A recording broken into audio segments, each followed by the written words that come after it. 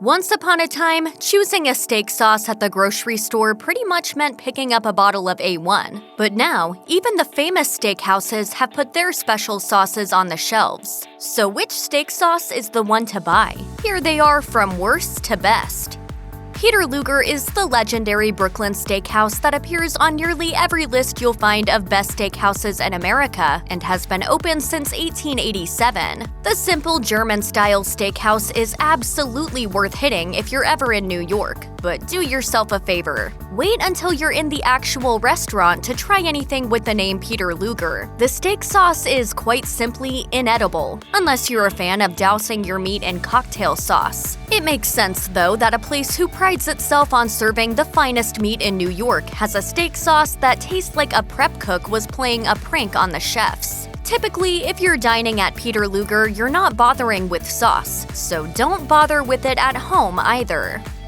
There are some products where finding a natural organic version with no added sugar is a fine idea. After trying Primal Kitchen's steak sauce, we still wouldn't add steak sauce to the list. That's not to say that you should go around looking for high fructose corn syrup on steak sauce labels. It's just saying that this particular brand, found at Whole Foods and other socially responsible grocers, does not taste good. What it lacks in sweetness, it makes up for in vinegar, which is kind of like making up for bad breath by drinking coffee. I'm already on my second cup. This is my third.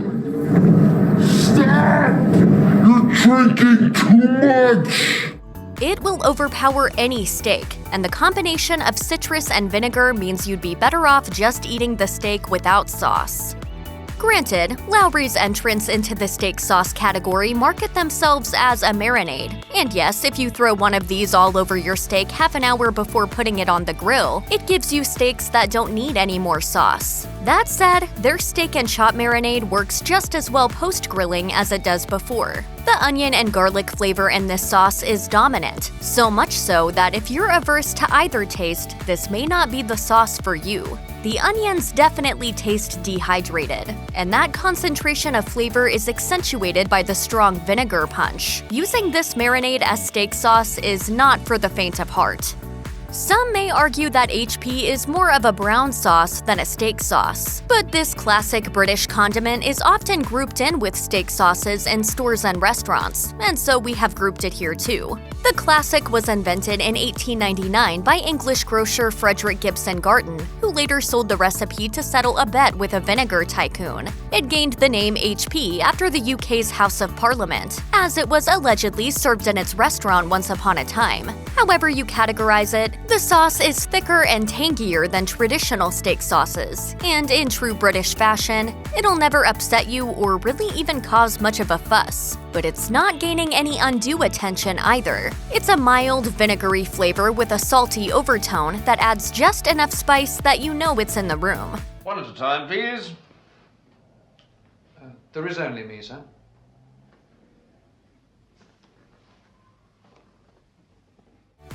Even if you're not a huge football fan, you still might pick up Don Shula sauce, named for the legendary football coach turned steakhouse impresario's career win total, the most of any coach in NFL history. The sauce is a staple at Shula's restaurants around the country, but is also easily found in the grocery store. As great as Miami Dolphins coach Don Shula was at coaching football, his steak sauce making prowess is not quite at that level. The sauce has a strong burst of lime, which might seem an appropriate tribute to Miami, the city that made him famous. But on top of a fine grilled steak, it's frankly confusing. In any case, if you find yourself at a Shula's restaurant, this may be worth a look. Otherwise, there are better steak sauces out there. Technically, Worcestershire sauce on its own is not a steak sauce, but if there is one that is able to stand alone, it's the classic from Lea and Perrins. According to the BBC, the sauce was created by chemists John Wheely Lea and William Perrins in 1837. The two were trying to replicate a recipe from India, but they didn't like the outcome. Their attempt was stored in a cellar for a while, and when they tasted it again later, it had become fantastic. Tasting it straight out of the bottle nearly 200 years later, it's a sharp taste that may need to be acquired. While the exact recipe is a tightly held secret, the current iteration slaps pretty hard when you first taste it, though when absorbed by steak, it matches well. We'd suggest putting this on before cooking rather than after, as it really does work better as a marinade than a condiment.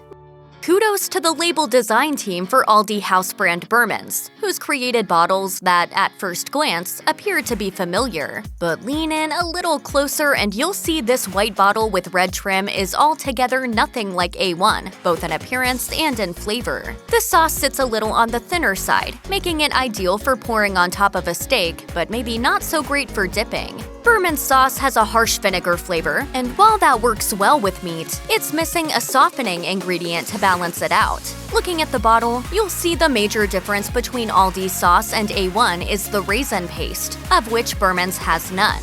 The result is a sauce that's close to the name brand it emulates, but doesn't quite make it. This classic sauce first hit the market in 1911, and it's done a lot of growing up in the 110-plus years since its introduction. Now it's used as an all-purpose sauce, with a recipe for chicken gracing the bottle when we gave it a shot.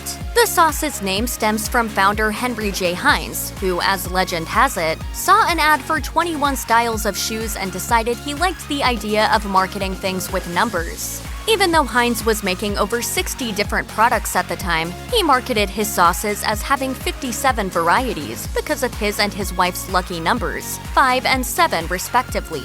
It has a markedly different flavor from every other steak sauce on the shelf, which is likely what gives it its versatility. For lovers of the thick spice and fermented flavor of traditional steak sauce, this may not be your favorite. It's long on tomatoes and has an onion and vinegar finish, satisfying but a bit sharp to rank higher. If you're not familiar with the legend of Delmonico's restaurant in Manhattan, you can read all about it on the label of this sauce. The short version, the Delmonico brothers opened this spot in 1837, and at the time it was the first white tablecloth fine dining restaurant in the city. Since then, it's birthed the Delmonico steak, eggs Benedict, baked Alaska, and all kinds of other stuff that's kept cardiologists in business. The steak sauce tastes quite simply like it came from a fancy restaurant. It's rich and thick with heavy notes of burgundy and wine. The most overwhelming note you'll get is molasses, which is certainly an acquired taste if you're not into it. If you're looking for something robust, Delmonico's is your sauce. Just don't be surprised if your guests think it's a little much. The labeling on this version of the classic A1 sauce may confuse people who take food instructions a little too literally. The side of the bottle reads for steak, pork, and chicken, like every type of A1. But on the front you'll find a photo of a big, juicy cheeseburger. Not to worry, this sauce works well on all of the above. And though it's not lying about the thick and hearty texture, the flavor isn't quite as bold as the original. The ingredients in thick and hearty don't differ much from A1, other than the use of high fructose corn syrup and regular corn syrup, which explains its aggressive sweetness. Still, it's a great one for dipping small pieces of meat, as the consistency lends itself to staying on the meat and off your napkin. One might think the name of A1 steak sauce dates back to the days of the Yellow Pages, and its maker's desire to be the first sauce listed when people looked up steak sauce in the phone book. But in fact, it predates the telephone, all the way back to the 1820s. The current iteration has some more modern stuff thrown in, but it's still the granddaddy of all steak sauce, and is one many associate with the very idea of steak sauce. It's definitely got a lot of muted fruit, thanks to raisins and crushed orange puree. The taste is mellow and unobjectionable, and you'll never offend someone by having A1 at your picnic table, though you might if you ask for it in a fine steakhouse. Oh, it makes me mad! Mad! If you're the type of person that finds yourself devouring entire orders of Thai curry because the adrenaline of the spice compels you, this may well be your favorite sauce on the list. No, it's not so hot you'll find yourself crying, and the fat and protein from your steak will neutralize a lot of the heat from the epic amounts of Tabasco in this stuff. But the flavor rush from the heat definitely makes you want to eat more than you should. And in this way, A1 Bold and Spicy is dangerous. If you're not big on the red pepper flavors of Tabasco sauce, don't even try it. But if you're the type to put Tabasco sauce on the majority of your food, this sauce is pure nirvana. Divisive, sure. But even if you're a spicy food moderate, the stuff is still pretty danged good.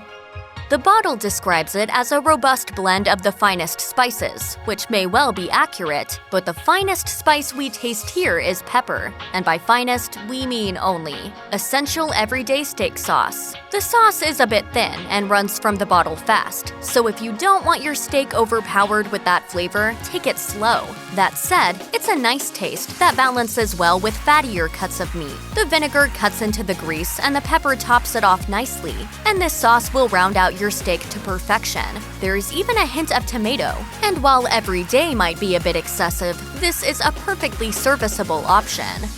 Walmart doesn't lie when it calls its private label sauce great value, as the pretty solid stuff will cost you only about $1. And while it's not topping the list of great store-bought steak sauces, it's without question the most bang for your literal buck. The sauce pours out thick and hearty, which means that it will hold up to whatever meat it's served on. Great Value's taste is equally bold and thick. The vinegar cuts through the tomato and spice, and while it doesn't overpower, the sauce gives it just enough of a kick to stand up to the fat of the steak. If you're not at Walmart, it's not worth going out of your way for, but if you're there already, you're not finding a better sauce on their shelves. Proving that if done right, organic and healthy can be just as good as anything else. Whole Foods private label sauce gives us a steak sauce with a flavor unlike anything else out there. You can taste the full bits of onion, garlic, and other spices, and they meld together to a strong, herbal burst when you first put it in your mouth. It may be a bit much for some, but if you're into complex flavors, it's an excellent pick. It runs the risk of overpowering your meat, so if you've got a cut you're super excited to grill, you may want to go with something milder. Otherwise, Whole Foods has your sauce.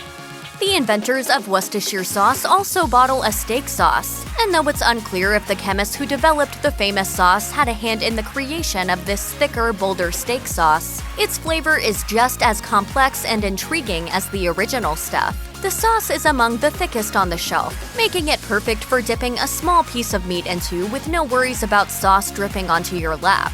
The sauce by itself almost tastes like grilled meat, so when you put it on a bite of steak, it's almost like a wrapper for the flavors inside. It's got a sweetness with hints of grape, which one might not immediately think would work with steak until you remember red wine.